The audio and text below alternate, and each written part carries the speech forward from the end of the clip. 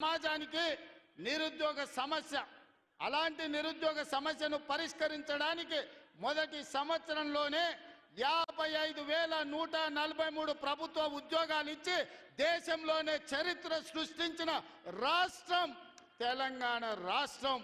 నువ్వు 10 ఏళ్ళు ఇవ్వలేని ఉద్యోగాలు మొదటి సంవత్సరంలోనే 55,143 ఉద్యోగాలు ఇచ్చిన చరిత్ర మాది.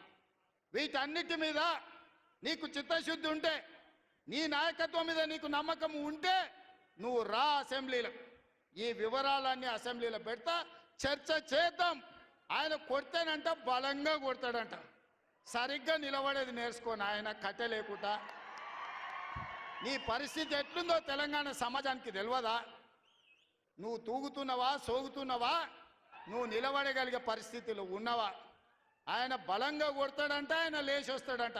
సోషల్ మీడియాలో నాకు ఆయనకు పోటీ పెడితేనంట ఆయనకు లైక్లు ఎక్కువ వచ్చినాయంట. టిక్టాక్లో 10 ఏళ్ళు ముఖ్యమంత్రి చేసినోడు, కేంద్ర మంత్రి చేసినోడు ఇవాళ టిక్టాక్లో కేసీఆర్కు రేవంత్ రెడ్డికి పోటీ పెడితే ఆయనకు లైక్లు ఎక్కువ వచ్చినాయంటే నాకు తక్కువ వచ్చినాయంటే ఇవాళ వాళ్ళ కార్యకర్తలతో మాట్లాడుతున్నాను. నేను అడగదలుచుకున్నా, ఆ మధ్యలో బాలీవుడ్లో కూడా సల్మాన్ ఖాన్కు రాఖీ సావంత్కు కూడా టిక్టాక్లో పెడితే రాఖీ సావంత్కి ఎక్కువ లైకులు వచ్చినాయి. అంత మాత్రాన ఆమె సల్మాన్ ఖాన్ కంటే గొప్ప నటుడు నటురాలు అనేవారని అనుకుంటారా?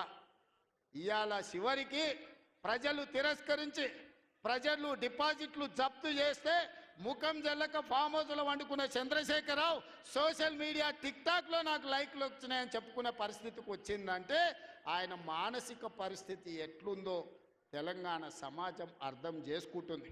పెద్ద మనిషి ఆయన వయసులో, నేనేం కాదంటలేను. ఆయన పిల్లలు యమకింకర్లాగా తయారై ఊరి మీద పడి మేస్తున్నారు. ఫస్ట్ నీ కొడుకుని అల్లుని కంట్రోల్లో పెట్టు చంద్రశేఖరరావు. నువ్వు రా సభకు.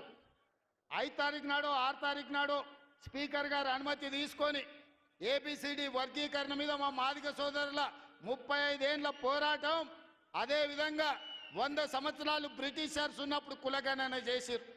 100 ఏళ్ల వరకు బలైన వర్గాలు ఎంతమంది ఉన్నారో వాళ్ళ లెక్క వాళ్ళకే తెలియదు. ఎంతోమంది ప్రధానమంత్రులు ముఖ్యమంత్రులు మారినారు కానీ బీసీల లెక్కలు తేల్చలేదు. కానీ భారత్ జోడోలో రాహుల్ గాంధీ ఇచ్చిన మాట ప్రకారం ఈరోజు కాంగ్రెస్ పార్టీ బీసీల లెక్కలు తేల్చింది, ఇంటింటికి పోయింది, లెక్క కట్టింది. రాబోయే 2 తారీఖు నాడు బీసీ కులగణన నివేదిక రాబోతుంది. అదేవిధంగా మాదిగల వర్గీకరణ మీద కూడా జ్యుడిషియల్ కమిషన్ నివేదిక ఇవ్వబోతుంది. ఫిబ్రవరి మొదటి వారంలో అసెంబ్లీలో బీసీ కులగణన మీద, అదేవిధంగా మాదిగల వర్గీకరణ మీద సభను పెట్టబోతున్నాం. నీకు చేతనైతే చిత్తశుద్ధి ఉంటే సభకు రా, చర్చ చేద్దాం. నువ్వా మేమా తేల్చుకుందాం. నీ ఫామ్ హౌస్లో నీ వంది మాగదులను, నీ భజన చేసేటోళ్లను నువ్వు వాళ్ళను జమేసుకొని వాళ్ళ ముందల పొంకనాలు కొట్టకు చంద్రశేఖరరావు. నువ్వు కాలం జల్లిపోయిన 1000 రూపాయల నోటువే. ఆ నోటు పెట్టుకుంటే ఎవడైనా జైలుకే వెళ్తాడు. ఒకప్పుడు 1000 రూపాయలకు చాలా విలువ ఉండే 1000 నోటుకి. అవునా? 1000 నోట్లు ఉన్నాయంటే అని మునగాని కింద చూసేది. ఇప్పుడు 1000 నోట్ల రూపాయలు ఉన్నాయంటే తీసుకుపోయి బొక్కలు వేస్తారు. చంద్రశేఖరరావు గారు కూడా రద్దయిపోయిన 1000 రూపాయల నోటు. ఇంకా దానికి విలువ లేదు. తెలంగాణ సమాజంలో నిన్ను అడిగేటోళ్ళు లేరు చంద్రశేఖరరావు. నువ్వు ఫామ్ హౌస్లు ఉండి ప్రజలతో నీకు బంధం తెగిపోయినట్టుంది. ప్రజలు ఏం ఆలోచన చేస్తున్నారో చూడు. రైతులకు రైతు భరోసా అందింది. ఇది నా జవాబు లెక్కల అసెంబ్లీలో చెప్తా. రైతులకు 21,000 కోట్ల రూపాయల రుణమాఫీ జరిగింది.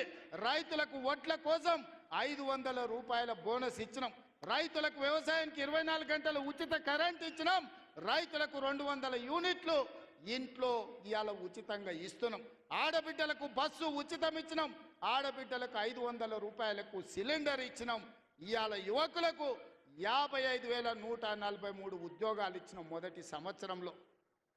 ఒకవేళ మమ్మల్ని అభినందించడానికి నీకు మనసు రాకపోతే అదే ఫామ్ హౌస్లో అట్లే వండుకొని ఉండు. నిన్నెవ్వరు అడుగుతలేరు, కడుగుతలేరు, కొడతలేరు. కాబట్టి ఇవాళ ఇన్ని రకాల సంక్షేమ కార్యక్రమాలు ముందుకు తీసుకొని వెళ్తున్నాం. చంద్రశేఖరరావు గారు నువ్వు రా అసెంబ్లీకి. ఎందుకంటే నాకు గద్దర్ ప్రోగ్రాం ఉంది, ఇంకా చాలా విషయాలు చెప్పాలి. ఎల్పి ఇప్పుడు ఇవాళ రవీంద్ర భారతిలో గద్దర్ గారి కార్యక్రమం ఉంది. అర్జెంటుగా నేను బయలుదేరాల్సి వస్తుంది కాబట్టి మిగతా వివరాలు గద్దర్ వేదిక మీద చెప్తా. ఆ తర్వాత అసెంబ్లీలో చెప్తా. ఇంత పెద్ద కార్యక్రమాన్ని ఏర్పాటు చేసి అద్భుతంగా నిర్వహించిన పెద్దలందరికీ, ముఖ్యంగా ప్రాణ సమానులైన కాంగ్రెస్ పార్టీ కార్యకర్తలందరినీ మనస్ఫూర్తిగా అభినందిస్తున్నా. రాబోయే ఎన్నికలు మీవే. శంకర్కు ప్రతాప్ రెడ్డికి ఆదేశాలు ఇస్తున్నా. వార్డు మెంబర్లు, సర్పంచులు, ఎంపీటీసీ, జడ్పీటీసీలను గెలిపించుకునే బాధ్యత వాళ్ళదే. ఇల్లు తిరుగుతారు, మిమ్మల్ని గెలిపిస్తారు, మిమ్మల్ని నాయకులను చేస్తారు. గ్రామాన కార్యకర్తలకు నా విజ్ఞప్తి, రేపు సర్పంచ్, ఎంపీటీసీ, జడ్పీటీసీ ఎన్నికలు